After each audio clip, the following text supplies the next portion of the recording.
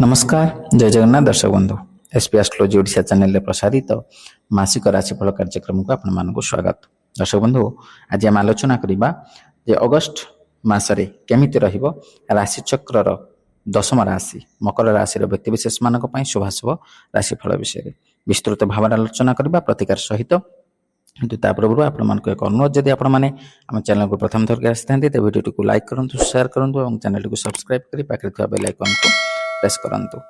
दर्शक बंधु चलନ୍ତୁ आरंभ करबा आज आलोचना जे अगस्त मासरे मकर राशि शुभाशुभ भाग्यफल। दर्शक बंधु ए मकर राशि जार अधिपति ग्रह होचंती शनि, यार शुभ बार शुक्रवार शनिवार घातवार मंगलवार, शुभ संख्या 3 6 8, शुभ रंग नील हलदिया एवं कला।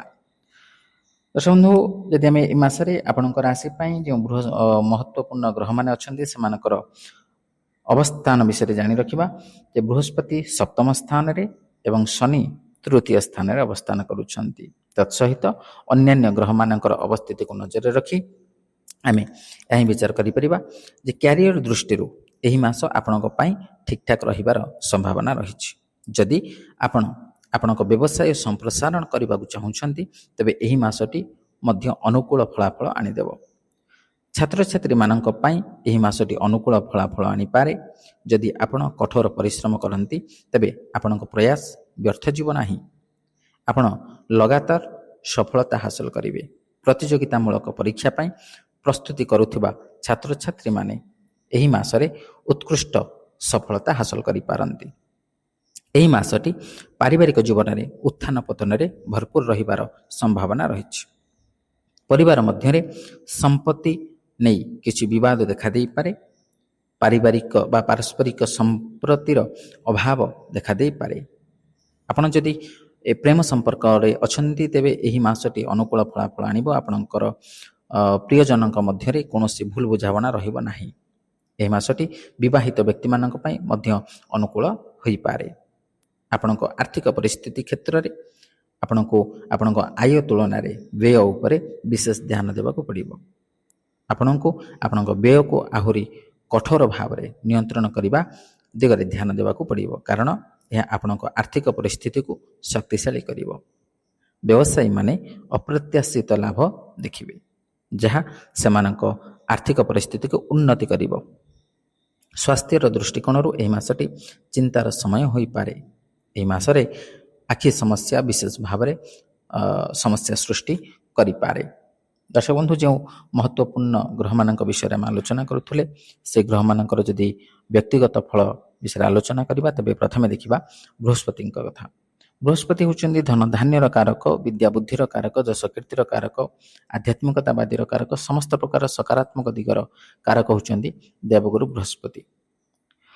ए बृहस्पति गोचरीय स्थिति अनुसार द्वितीय पंचम सप्तम नवम एवं एकादश स्थान रे शुभ फल प्रदान करेंगे। तेणु आपणक राशि सप्तम रे बृहस्पति जो सप्तम भाव आम विचार करती पत्नी विषय विशेष भाव में आम समस्त सकारात्मक दिगर बा शुभ फल कारकत्व विषय विचार करती सप्तम भाव। तेणु बृहस्पति सप्तम स्थान रे रही आपणक अत्यंत शुभ प्रतीक सब्यस्त होउछंती। तेणु यही समय मध्य आपण निश्चित भाव में बृहस्पति शुभ फल प्राप्त करेंगे। क्यों क्यों क्षेत्र में जदि आपण व्यवसाय वाणिज्य क्षेत्र में अच्छा तेरे निश्चित भाव में ए समय मध्य आपण व्यवसाय क्षेत्र में वाणिज्य क्षेत्र में उन्नति करेंगे और आपणकर आसान रूप लाभ मध्य प्राप्त करेंगे। आय वृद्धि पाइब, व्यय परिमाण ह्रास पाइब और आपणकर संचयर परिमाण वृद्धि पाइब और व्यवसाय आपणकर उत्तरोत्तर उन्नति घटिब। जदि पार्टनरशिप रे व्यवसाय करुछंती तेबे आपनकर पार्टनरकर पूर्ण सहायता मध्य आपण प्राप्त करिवे, जहा द्वारा कि आपनकर व्यवसाय आहुरी उन्नति घटिबो। जो माने शेयर मार्केट अर्थ विनियोग करुछंती सेमानक मध्य ए समयटी अत्यंत अनुकूल रहिबो। तेणु आपण निर्द्वंद्व रे अर्थ विनियोग करंतु, देखिबे आपनकर शेयर निश्चित भाव में उत्तरोत्तर उन्नति करिबो एवं आपण आकस्मिक भाव में धन लाभर सुजोग मध्य प्राप्त करि परिबे एवं आपण आसान रूप आय करि परिबे।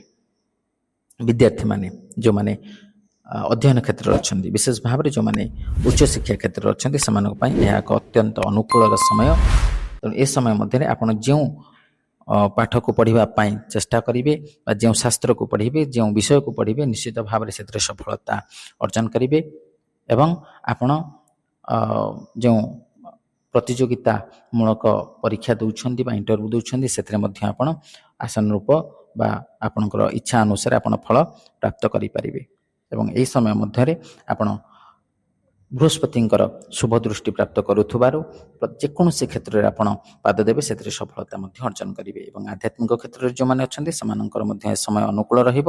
ସେମାନେ ଆଧ୍ୟାତ୍ମିକତା କ୍ଷେତ୍ରରେ ଆହୁରି ଅଧିକରୁ ଅଧିକ ମନୋନିବେଶ କରିବେ। ପରେ ଦେଖିବା ଶନିଙ୍କର ବିଷୟରେ। ଶନି ହେଉଛନ୍ତି ସତ୍ୟର ଦେବତା, ନ୍ୟାୟର ଦେବତା, କର୍ମକାରକ ଗ୍ରହ। ତେଣୁ ଶନି ଏହି ଗୋଚରୀୟ ସ୍ଥିତି ଅନୁସାରେ ତୃତୀୟ, ଷଷ୍ଠ, ଦଶମ ଏବଂ ଏକାଦଶ ସ୍ଥାନରେ ଶୁଭ ଫଳ ପ୍ରଦାନ କରିଥାନ୍ତି। ତ ଆପଣଙ୍କ ରାଶି ପାଇଁ ତୃତୀୟ ଶନି ହୋଇଥିବାରୁ ଶନି ମଧ୍ୟ ଆପଣଙ୍କ ପାଇଁ ଶୁଭତ୍ୱର କାରକ ହେବେ। କେଉଁ କ୍ଷେତ୍ରରେ ନା ଯେହେତୁ ଶନି ହେଉଛନ୍ତି କର୍ମକାରକ ଗ୍ରହ ତ ପ୍ରଥମେ କର୍ମକ୍ଷେତ୍ରରେ ଆପଣଙ୍କୁ ଶୁଭ ଫଳ ପ୍ରଦାନ କରିବେ। ଯଦି ଆପଣ କର୍ମକ୍ଷେତ୍ରରେ ଅଛନ୍ତି ତେବେ ଆପଣଙ୍କର କାର୍ଯ୍ୟଦକ୍ଷତାକୁ ଅନୁଭବ କରି ଆପଣଙ୍କର ଉଚ୍ଚପଦସ୍ଥ କର୍ମଚାରୀମାନେ ଆପଣଙ୍କୁ ପ୍ରଶଂସିତ କରିବେ, ପୁରସ୍କୃତ ମଧ୍ୟ କରିବେ ଏବଂ କର୍ମକ୍ଷେତ୍ରରେ ଆପଣଙ୍କର ପଦୋନ୍ନତି ମଧ୍ୟ ହୋଇପାରେ ଏବଂ ଆପଣଙ୍କର ସାଲାରୀରେ ମଧ୍ୟ ବୃଦ୍ଧି ହୋଇପାରେ। ଆପଣ ଆର୍ଥିକ ପରିସ୍ଥିତି ମଧ୍ୟ ଆପଣଙ୍କର ବୃଦ୍ଧି ପାଇବ ଏବଂ ଯେଉଁମାନେ ନୂତନ ଭାବରେ କର୍ମପ୍ରାପ୍ତି ପାଇଁ ଆବେଦନ କରୁଛନ୍ତି ସେମାନଙ୍କ ପାଇଁ ମଧ୍ୟ ଏହା ଏକ ଅତ୍ୟନ୍ତ ସୁବର୍ଣ୍ଣ ସୁଯୋଗ ବା ଅନୁକୂଳ ସମୟ। ଆପଣ ଏ ସମୟ ମଧ୍ୟରେ ନିଶ୍ଚିତ ଭାବରେ ଶନିଙ୍କର ଶୁଭ ଦୃଷ୍ଟି କାରଣରୁ ନୂତନ କର୍ମପ୍ରାପ୍ତି ମଧ୍ୟ କରିପାରିବେ। ତେଣୁ ଦର୍ଶକ ବନ୍ଧୁ, ଏ ତ ଆମେ ବିସ୍ତୃତ ଭାବରେ ଆଲୋଚନା କଲେ ଶୁଭ ଏବଂ ଅଶୁଭ ଫଳ ବିଷୟରେ। ଯେଉଁ ଅଶୁଭ ଫଳ କଥା ଆଲୋଚନା କଲେ ସେ ଅଶୁଭ ଫଳକୁ ପରିତ୍ୟାଗ କରି ଶୁଭ ଫଳ ପ୍ରାପ୍ତ କରିବା ନିମନ୍ତେ କେତେଗୁଡ଼ିଏ ପ୍ରତିକାର ବିଷୟରେ ମଧ୍ୟ ଆମେ ଆଲୋଚନା କରିବା। ସେ ପ୍ରତିକାର ଗୁଡ଼ିକ ହେଉଛି ଆପଣଙ୍କୁ ପ୍ରତିଦିନ ଶ୍ରୀ ଶନିଦେବଜୀଙ୍କର ପୂଜା କରିବା ଉଚିତ, କାରଣ ଶନିଙ୍କର ଅଧିକ ଶୁଭ ଦୃଷ୍ଟି ପ୍ରାପ୍ତ କରିବା ପାଇଁ। ଶୁକ୍ରବାର ଦିନ ମା ଦୁର୍ଗାଙ୍କର ପୂଜା କରିବା ଉଚିତ ଏବଂ ଆପଣ ଆପଣଙ୍କର ଇଷ୍ଟ ଦେବଙ୍କର ନାମକୁ ପ୍ରତିଦିନ ଜପ କରନ୍ତୁ। ଏହା କରିବା ଦ୍ୱାରା ନିଶ୍ଚିତ ଭାବରେ ସୁଫଳ ପ୍ରାପ୍ତ କରିବେ। ତାହେଲେ ଦର୍ଶକ ବନ୍ଧୁ, ଆଶା କରି ଭିଡ଼ିଓଟି ଭଲ ଲାଗିଥିବ। ଯଦି ଭଲ ଲାଗିଛି ଭିଡ଼ିଓଟିକୁ ଲାଇକ୍ କରନ୍ତୁ, ସେୟାର କରନ୍ତୁ ଏବଂ ଆପଣଙ୍କର ସୁଚିନ୍ତିତ ମତାମତ ଦେବାକୁ ଜମାଇ ଭୁଲନ୍ତୁନି। ଆଜି ପାଇଁ ବିଦାୟ ଦିଅନ୍ତୁ। ରହିଲି, ନମସ୍କାର, ଜୟ ଜଗନ୍ନାଥ।